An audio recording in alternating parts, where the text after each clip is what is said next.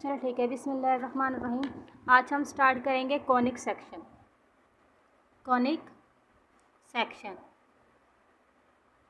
जो कि second year की बुक चैप्टर नंबर 6 बनता है। ठीक है, तो कॉनिक सेक्शन का एक पार्ट था सर्कल, जो कि हम लोग पहले डिस्कस कर चुके हैं। तो आज हम डिस्कस करेंगे यहाँ पर पैराबोला को। ठीक है, हाइपरबोला को, पैराबोला, हाइपरबोला और एलिप्स। ठीक है, ये हमारे टॉपिक्स रह गए हैं। सर्कल हम कर चुके थे। ठीक है, हमारा कौन सा टॉपिक रह गया है? पैराबोला, हाइपरबोला और एलिप्स। तो पहले हम डेफिनेशन कर लेते हैं कॉनिक सेक्शन की। कॉनिक सेक्शन, तो इसकी डेफिनेशन क्या होगी? Let F be fix point. F क्या होगा? फिक्स पॉइंट होगा। And L be fixed, let L be fix line. ठीक है, एफ क्या होगा? फिक्स पॉइंट होगा। एल क्या होगा? फिक्स लाइन होगा। एंड ये जो एफ होगा इस लाइन के ऊपर नहीं होगा। And F is not lie on L. ठीक है, तो समझ गए कॉनिक सेक्शन में क्या होगा? एफ क्या होगा? फिक्स पॉइंट होगा। एल क्या होगा? फिक्स लाइन होगी। ये जो पॉइंट है एफ एल के ऊपर लाई नहीं करेगा। ठीक है, अब यहाँ से देखो, and P x y P any point in plane. F be point है, पी बी पॉइंट है, बट एफ फिक्स पॉइंट है, पी फिक्स नहीं है, पी मूवेबल है, यानी कि any point in the plane. And P M denotes the perpendicular distance from P to L।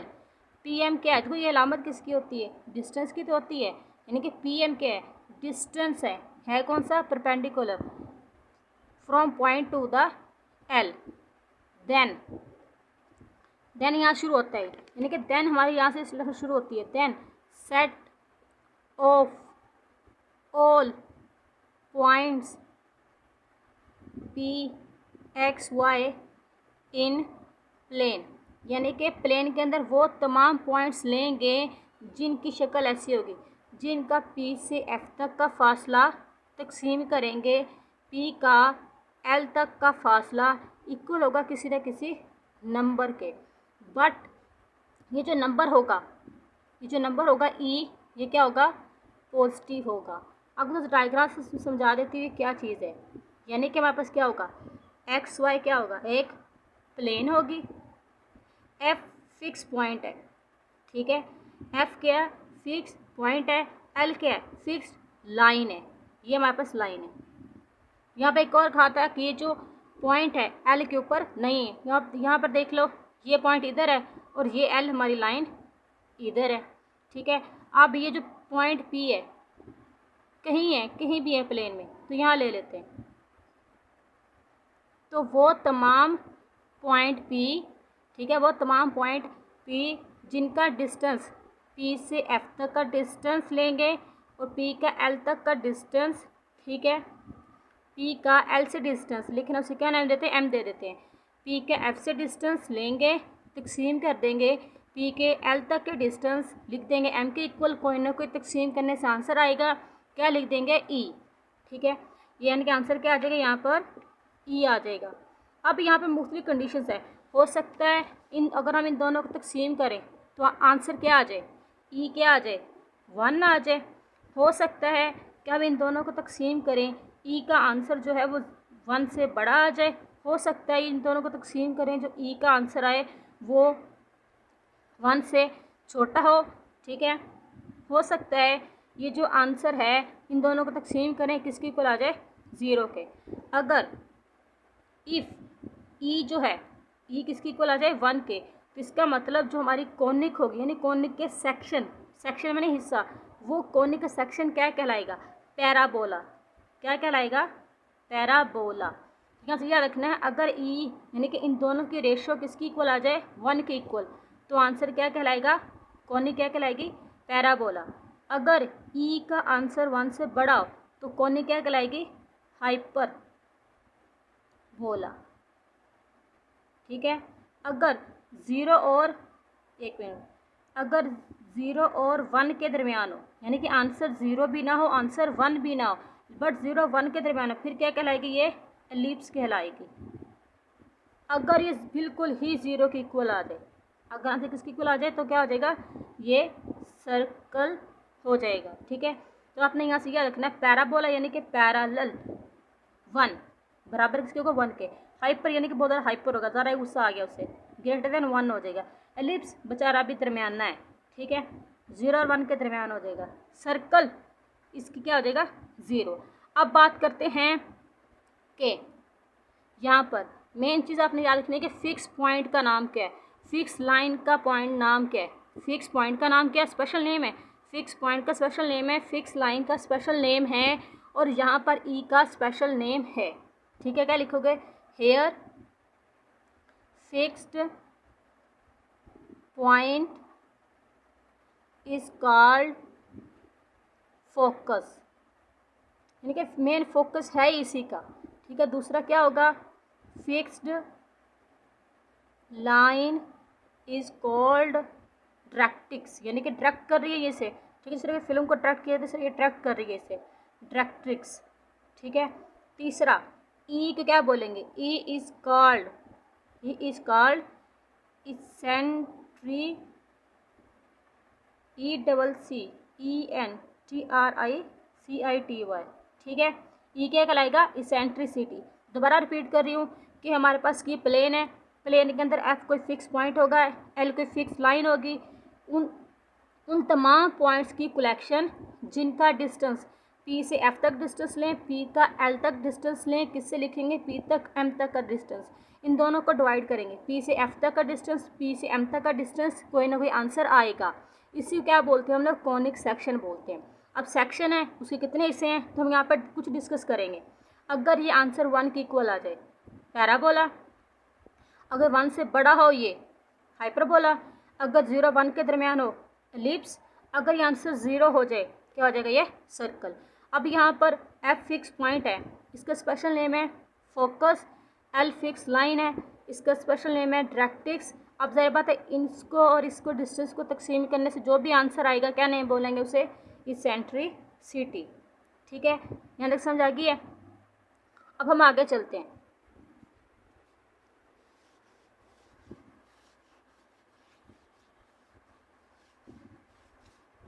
ठीक है। जिस तरह आपने पहले एक बार क्वेश्चन किया थे सर्कल के अंदर कि second degree equation quadratic equation जो है वो सर्कल को रिप्रेजेंट करती है, कुछ स्पेशल कंडीशन थी जिसको सर्कल को रिप्रेजेंट करती है। तो इसी तरह तुम क्या याद रखेंगे कि second degree equation represents the conic. Second degree equation है कैसी? ax² प्लस by² प्लस, को चलो आगे पीछे लिखोगे, चलो खैर है, 2hxy plus 2gx plus 2fy plus c is equal to 0। ठीक है। तो ये क्या है? सेकंड डिग्री इक्वेशन है, ये कॉनिक को रिप्रेजेंट करती है। तो पहला सर्कल कब होगा? पहले आप डिस्कस कर चुके, कुछ एमसीक्यूज भी आप लोग डिस्कस किए थे। अगर ए और बी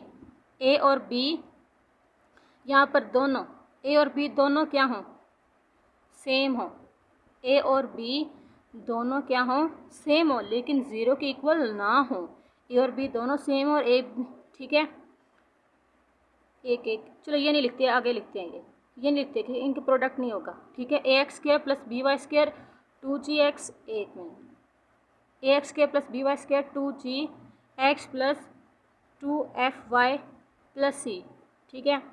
यह सर्कल को कब रिप्रेजेंट करेगा? अगर ए और बी क्या हो जाए? दोनों सेम हो जाए लेकिन 0 के इक्वल ना हो। दूसरा, ये एलिप्स कब होगा? यानी कि ए और बी इक्वल ना हो। यहाँ पर क्या है, ए बी इक्वल हो लेकिन ज़ीरो ना हो, यहाँ पर ए बी इक्वल ही ना हो। And both are same sign, दोनों के साइन क्या हो, सेम हो। यानी कि अगर एक का साइन प्लस का है तो बी का साइन भी प्लस का होना चाहिए, अगर एक का साइन माइनस का तो बी का साइन भी क्या होना चाहिए, माइनस ही होना चाहिए। सर्कल में ए बी दोनों सेम होने चाहिए लेकिन ज़ीरो ना हो। एलिप्स में ए बी दोनों इक्वल ना हो, यानी कि अगर ए 5 है तो बी 10 होना चाहिए। नहीं कुछ भी हो लेकिन दोनों सेम ना हो, लेकिन दोनों के साइन सेम हो। ठीक है, आगे चलते हैं। अब ये हाइपरबोला को कब रिप्रेजेंट करेगा, हाइपरबोला को कब रिप्रेजेंट करेगा, इफ़ ए और बी इक्वल ना हो and both are of different sign, इन दोनों के साइन क्या हो, डिफरेंट हों, ये खुद भी डिफरेंट हों, इन दोनों के साइन भी क्या हो, डिफरेंट हों। यहाँ पर ए बी दोनों सेम ना हो लेकिन दोनों के साइन क्या हो, सेम हो। क्यों, क्योंकि इसकी शक्ल ऐसी होती है, x square over a square plus y square over b square is equal to 1। इसकी शक्ल ऐसी होती है, x square over a square minus y square over b square is equal, देखो यहाँ एक्स प्लस का है, यहाँ वाई माइनस, इसलिए both are of different sign. यहाँ दोनों क्या होना चाहिए, सेम, ये प्लस का है तो ये भी प्लस का, ये दोनों माइनस के भी हो सकते हैं। ठीक है, आगे चलें कि पैराबोला का भी रिप्रेजेंट करेगा, पैराबोला का भी रिप्रेजेंट करेगा इफ़ ए ज़ीरो हो या फिर बी ज़ीरो हो। ठीक है, क्योंकि इसकी काफ़ी शक्लें होती हैं, इसकी शक्ल ये होती है, तो यहाँ देख लो, यहाँ ए ज़ीरो है यानी कि जो एक्स के कोफिशिएंट पर मौजूद है, एक शक्ल ये होती है उसकी, यहाँ पर ए ज़ीरो है, यहाँ पर भी ए ज़ीरो है, एक और शक्ल होती है x square is equal to 4ay, यहाँ कौन ज़ीरो है, बी ज़ीरो है, ये शक्ल ये होती है x square is means 4ay, यहाँ कौन ज़ीरो है, यहाँ बी ज़ीरो है। ठीक है, तो पैराबोला कब होगा, ये सेकंड डिग्री इक्वेशन कब पैराबोला को रिप्रेजेंट करेगी, अगर ए ज़ीरो हो या बी ज़ीरो हो। सर्कल कब होगा, जब दोनों बराबर हो लेकिन ज़ीरो ना हो। एलिप्स कब होगा, ए बी सेम ना हो बट उनके साइन सेम हो। हाइपरबोला कब होगा, दोनों ए बी भी सेम ना हो और उनके साइन भी सेम ना हो। पैराबोला कब रिप्रेजेंट करेगा, ए ज़ीरो हो या बी ज़ीरो हो। ठीक है, अब चलते हैं इसकी को डेफिनेशन डिस्क्रिमिनेंट के लिहाज से, यानी कि डिस्क्रिमिनेंट के हिसाब से कोई इक्वेशन सर्कल कब होगी, एलिप्स कब होगी, पैराबोला कब होगी, हाइपरबोला कब होगी। तो उसके लिए हम जो सेकंड डिग्री इक्वेशन कंसीडर करेंगे सारी कंसीडर करेंगे, यानी कि यहाँ पर मैंने एक्स वाई का प्रोडक्ट काट दिया था, यहाँ पर ले लेंगे a x square plus 2h x y plus b y square plus 2gx plus 2fy plus c is equal to 0, ये कंसीडर करेंगे। तो यहाँ पर डिस्क्रिमिनेंट ये होता है h square minus a b. ठीक है, अगर ये डिस्क्रिमिनेंट जो है ज़ीरो, वही चीज़ जो आपने वहाँ पर की थी सर्कल के लिए, वही आपने इसेंट्रिसिटी कंडीशन याद रखनी है। ठीक है, इसेंट्रिसिटी में क्या था, अगर ई 1 हो जाए तो पैरा, ठीक है, ई ग्रेटर देन 1 हो जाए तो हाइपर, ठीक है, अगर ई लेस देन 1 हो जाए तो एलिप्स। तो यहाँ बस आपने कंडीशन किसकी याद रखनी है, इक्वल की। इक्वल आता है पैराबोला में, ग्रेटर आता है हाइपर में और लेस आता है एलिप्स में।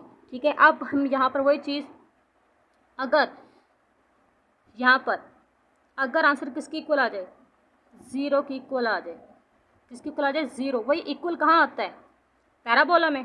तो क्या हो जाएगी, ये किसकी कंडीशन है, पैराबोला की। ठीक है, वही square H square minus a be less than zero, क्या आ जाए, लेस किसकी पहचान है, यहाँ पे इक्वल डाला गया, इक्वल नहीं आना, लेस किसकी पहचान है, एलिप्स की, तो एलिप्स आ जाएगा।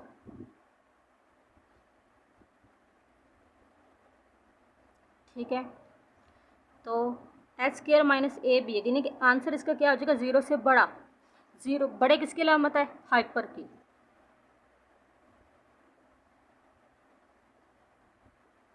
ठीक है, तो यहाँ जितना मैंने पढ़ाया, यहाँ से एक एमसीक्यूज़ है, एक यहाँ से, यानी कि अगर इसेंट्रिसिटी के लिहाज से, ठीक है, अगर इसेंट्रिसिटी 1 होगी, यानी कि अगर इसेंट्रिसिटी का आंसर क्या आ जाए 1 आ जाए तो किसकी रिप्रेजेंट करेगा, पैराबोला को। अगर इसेंट्रिसिटी ग्रेटर देन 1 हो तो किसकी रिप्रेजेंट करेगा, हाइपरबोला को।